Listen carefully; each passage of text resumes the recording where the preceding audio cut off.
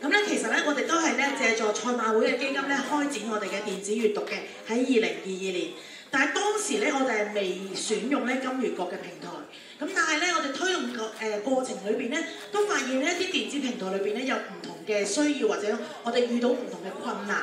可能咧但係我哋喺遷設條件底下咧，我哋學校裏邊咧已經咧全家學校1至6年級小1到小6咧，我哋都有自己嘅 iPad 嘅，即係都 BYOD 嘅啦。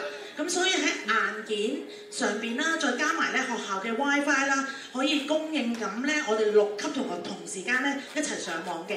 咁故此咧，喺呢個硬件嘅配套底下咧，我哋都可以咧啟動咧我哋嘅電子閱讀嘅推動啦。咁而當中咧，我哋都發現有幾個大嘅問題嘅，就係咧可能咧買書好貴啦，因為咧版權啦。咁有一啲嘅平台咧係需要用一啲嘅即係買冊數，每一年按年收費啦。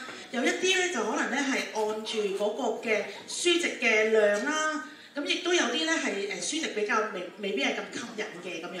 咁收費都有啲唔同嘅喎。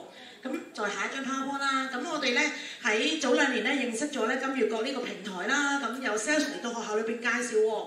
咁點解會選用咧？咁其實咧最主要有幾個方面嘅。咁我今日唔大講啦。咁但係其實咧，我諗我哋咧喺小學裏邊咧最想推動到一個習慣咧，就係同步閱讀呢個部分。因為咧喺金閱國裏邊咧，我哋揀定咗一本圖書咧，我哋可以係800幾個學生咧一齊去閱讀嘅。咁而當中咧，其實係幫到我哋咧去推動一啲閱讀嘅活動。咁而另外一方面咧，因為佢係按時收費啦，咁所以咧嗰個收費咧嘅靈活性咧，都係咧幫得到咧我哋喺個預算裏邊去運作。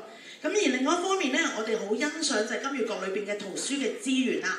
因為咧，除咗天窗出版社之外啦，我哋都發現有中港台嘅3地嘅一啲嘅優質嘅讀物咧，係俾我哋嘅同學閱讀，包括頭先嘅漫畫啦、小説啦，唔同嘅種類，可以咧讓小朋友咧真係咧係按住自己興趣咧去選擇閱讀。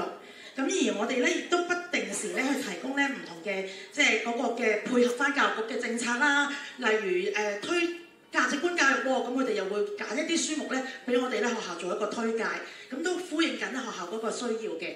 咁而喺另一方面咧，其實我哋學校裏邊點樣推動咧電子閱讀咧咁樣？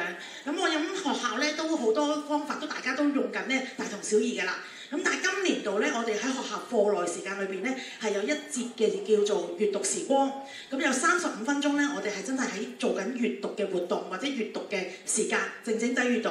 電子閱讀、實體書嘅閱讀，而當中咧，我哋其實咧都會有咧提供每輯嘅好書嘅推介啦，咁老師、好師分享都有㗎啦。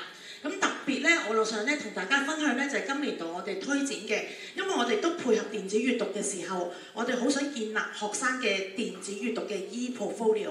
咁係啲咩嚟嘅咧？咁我哋都配合翻Padlet 呢個工具啦，讓到小朋友嘅閱讀嘅經歷咧係可以儲存喺自己嘅個人檔案裏邊嘅。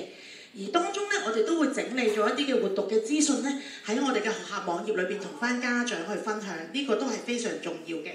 咁而下一頁啦，我哋可以睇下。咁我哋咧攞咗一個例子啦，因為其實圖書館咧，黃老師咧都準備咗好多活動，咁啊特別配合翻咧課程嘅7大宗旨咧，咁我哋今年咧都有一啲嘅主題活動或者自主活動嘅習慣。呢3個類型嘅主題閱讀咧，當一道小古人咧，其實係金閱國裏邊嘅其中一本嘅書嚟嘅。咁而另外2個咧，我哋就會攞咗金閱國裏邊2大主題嘅類型嘅書目去推介。咁咧低小裏邊咧，我哋就喺金閱國裏邊啦，善用佢嗰個嘅書目啦。咁我哋揀咗一啲嘅書目，讓到小朋友咧進行閱讀。咁呢個咧係我哋嘅2年級嘅同學啦。咁我哋都推介完之後咧，佢哋就會自己喺網上進行閱讀。喺假期嘅時候，因為我哋咧都要善用學時，咁所以我哋喺長假裏邊咧都會有啲閱讀嘅任務，讓小朋友有完成嘅。咁例如你話錢學森好難喎，跟住即係小朋友要去理解呢一個嘅偉人。咁但係透過佢哋電子閱讀裏邊咧，佢讀完呢本書咧，呢個係2年級嘅同學仔啦。咁佢哋都會有一啲嘅書裏邊同歷史人物身上學到一啲咩價值觀咧咁樣。咁而高年級咧，我哋都善用翻咧其他嘅平台嘅。例如你見到呢個同學咧，佢喺我哋嘅閱讀時光裏邊咧睇咗呢一本書啦，咁跟住佢就有唔同嘅感想。咁過往咧，我哋都可能用紙筆去做閱讀報告嘅，咁但係而家我哋就會用咧網上嘅一啲嘅工具啦。咁例如 GoodNotes 啦，甚至咧我哋會善用 Padlet 嘅，因為小朋友咧呢一啲嘅閱讀分享咧，佢擺咗上去 Padlet 嘅時候咧，你會見到側邊評鑑嘅人咧係3、4、5、6年級都有㗎。咁即係話佢寫完個閱讀報告，唔單止係佢自己睇到，佢個級睇到，係我哋會喺分享咗呢個嘅連結咧，係唔同級別、唔同班、唔同嘅家長都可以留言咧，去睇到佢嗰個閱讀嘅成果，而去分享嘅。咁仲有一個，好似仲有一個㗎，係啦。咁我今日咧就短短嘅分享咧，希望讓大家咧都唔同學校裏邊咧，喺推動電子閱讀裏邊咧，可以咧更加咧有唔同嘅點子啦、唔同嘅方法啦，讓小朋友咧享受咧呢一個閱讀嘅樂趣嘅。多謝大家。